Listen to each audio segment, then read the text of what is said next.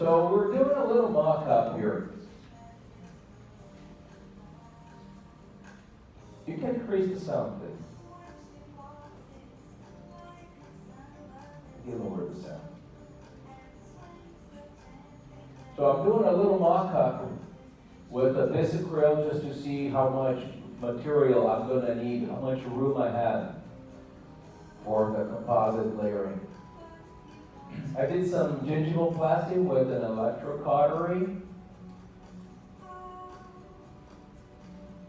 And I'm doing this shade selection using Right Light 2 by A-Dent, which is color correct. I'm using A2 body omega on the cervical, A1 on the middle third.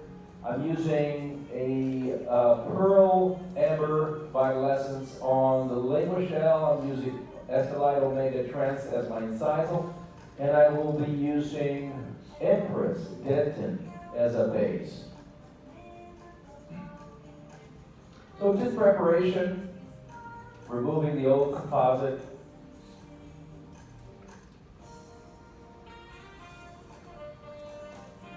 And I check the amount of room that I need with a labial guide.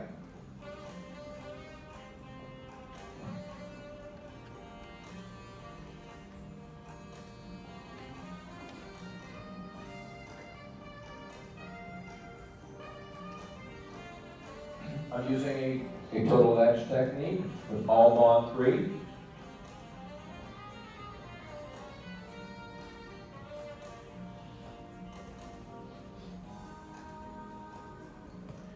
Okay, now it's time for me to work on this. I take an explorer and I scratch a line so that I know how far to go with the first layer, okay? And this is vital essence. Remember, it's a microhybrid, a strong material, which will give me flexural strength. I'll just build this.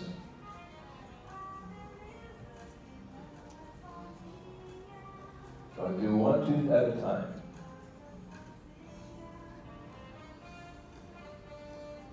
I'll do the other one, and I make sure that I'm not touching.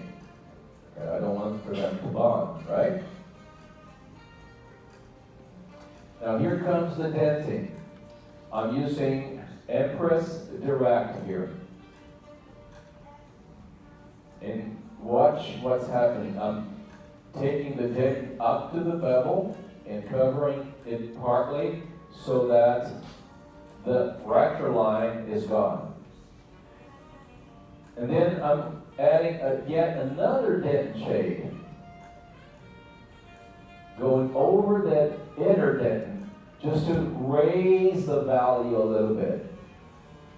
Now I check for my contours to see if I have enough room for the enamels.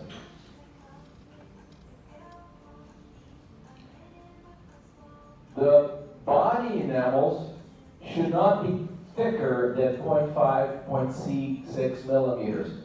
So what am I doing here? I'm adding a dented shade of the same color as my body enamel to decrease the thickness that I will use for the body enamel. So I'm leaving about half a millimeter to 0.6 millimeter by adding a dentin of the same color as my body enamel. Okay? And you can take your micro brush and use it to spread it. See how even this is.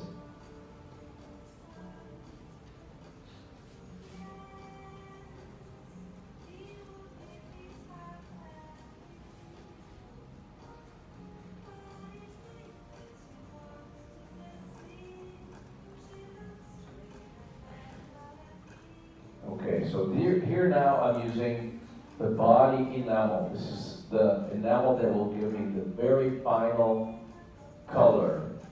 The dentin provides opacity and color. The enamel provides me a little translucency and color. That's why I like the polychromatic concept, because I know this body enamel, if it's A1, it's going to be A1. I don't have to rely on altering the color of the dentin by the use of a value enamel or a value modifying enamel. Okay? So there's my body enamel. At the time, I decided to use a little bit of tints and opacers to emphasize metalons and create some internal characterization. So I used Estelite color, this is from Tokuyama, and I painted a little bit of blue and lavender proximally to emphasize a little bit of depth, translucency.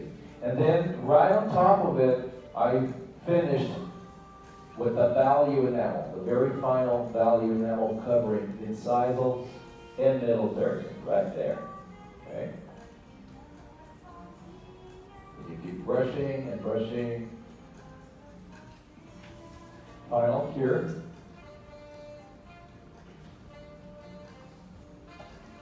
Remove the strips. These are dead thin metal strips. So I have a very tight contact.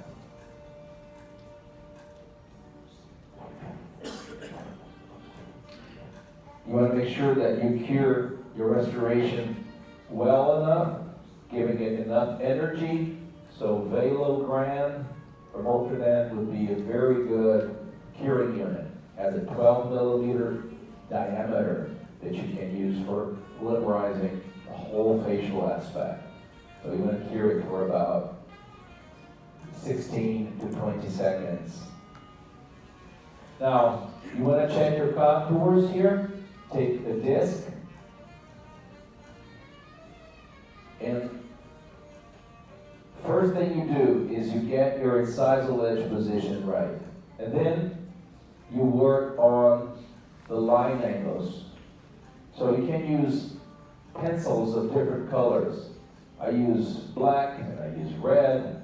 You can use whatever color you like to see where the line angles are and where I want them to be. You'll see me talking more about this later on today. So you just keep working. You see, I'm not using any burr up until now, just discs. So when the line angles are in proper position, what you will see when you run your pencil is that they will be self-determined just by running the pencil. The line angles will be in proper position. You can use a scalpel, number 12 scalpel, to remove some excess. And I usually use extra fine discs to open the abrasures, like the orange and yellow discs from Soft Wax.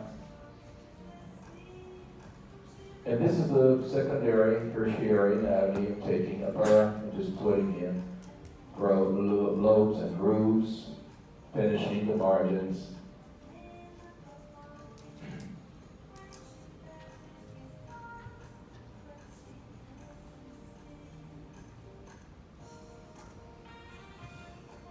What you see me doing here is just not for show. I do this in the mouth. I take a pencil and I draw where I want the grooves to be, where I want the lobes to be, just like a lab technician will do.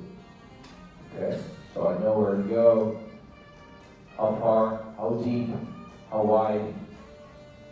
And this is it. This is the glitter. How do I clean it? Well, I just take a toothbrush with toothpaste and rinse it.